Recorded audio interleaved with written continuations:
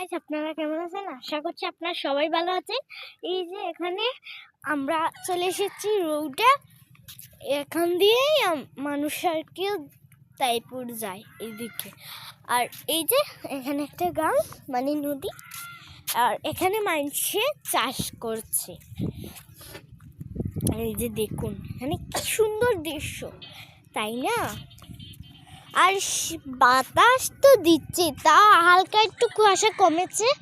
একটু আগে কিচ্ছু দেখা যাচ্ছে না, এখন তাও একটু দেখাই যাচ্ছে। আগে একেবারে গাঙেই দেখা যাইতো, এমন কুয়াশা পড়েছে। এই যে দেখুন কি সুন্দর দৃশ্য, এখানে কলা গাছ, এই যে বিছরা, এই যে এখানে 4-5-6টা